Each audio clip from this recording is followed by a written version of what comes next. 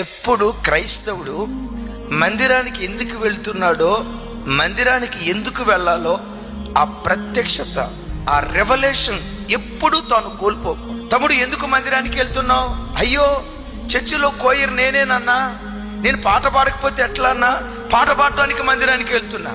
పరిచర్య చేయటం మంచిదే, కానీ మందిరానికి రావాల్సింది పరిచర్య కొరకు కాదు, ప్రభువును చూడటానికి రావాలి, దేవుని ప్రత్యక్షత పొందుకోవటానికి రావాలి.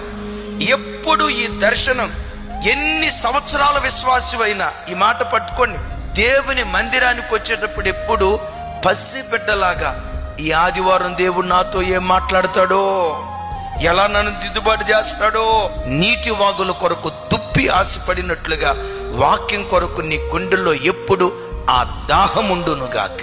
ఆ రోజుల్లో చింతల్లో మన పరిచర్య ఉండేది. ఒక ఆయన నా దగ్గరికి వచ్చాడు, ఏమంటే జెర్మియా పాస్టర్ గారు, వచ్చే ఆదివారం నుంచి నేను కూడా మీ చర్చికి రావాలనుకుంటున్నాను, రమ్మంటారా అన్నాడు. రావాలనిపిస్తే రాయ్యా అన్న.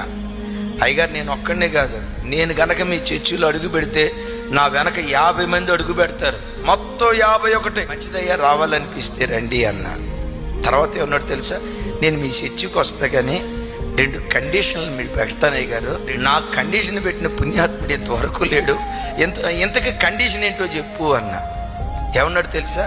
నంబర్ 1, చర్చిలో నాకు ట్రెజరర్ పోస్ట్ కావాలండి. నేను అన్నా, మన చర్చిలో పోస్టులు గీస్టులు ఏమీ లేవయ్యా, అందరూ సమానమే. మీరెవరు అన్నాడు. నేను చర్చిలో పనివాడిని, at that same time pastor గారు. మీ చర్చికి వచ్చేవాళ్ళు అందరు ఎవరు అన్నాడు. అందరూ పనివాళ్ళే, అందరూ పెద్దలే అన్నా. అంటే మీ చర్చిలో పోస్టులు లేవా అన్నాడు.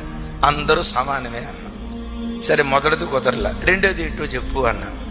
నాకు ప్రతి ఆదివారం కమ్సే కమ్ 2 పాటలు ఇచ్చుకోవాలి అన్నాడు. వీడు పాటలు పిచ్చోడు, కనీసం ఒకటైనా నాకు పాట ఇవ్వాలి అన్నాడు. నేను అప్పుడు చెప్పా, బ్రదర్, అసలు నువ్వు చర్చికి ఎందుకు రావాలనుకుంటున్నావు? నీ తలాంతులు ప్రదర్శించడానిక? దేవుని మందిరం ఏ ఒక్క నాటికి నీ తలాంతులు ప్రదర్శించడానికి వేదిక కాకూడదు. మరి మందిరానికి ఎందుకు రావాలి? వాక్య విని బ్రతుకును మార్చుకోవటానికి. విశ్వాసులారా, మీరు ఎన్ని సంవత్సరాల విశ్వాసులుగా ఎదిగినా ఈ ప్రత్యక్షత మాత్రం ఎప్పుడు కోల్పోవద్దు. మందిరానికి వచ్చే ప్రతిసారి నా ప్రభు ఏం మాట్లాడతాడో నా బ్రతుకు దిద్దుకుంటా. నిజంగా ఆశతో ప్రజలు మందిరానికి వస్తే ఆ సంఘం బహుగా విస్తరించడానికి దేవుడు కృప చూపిస్తాడు.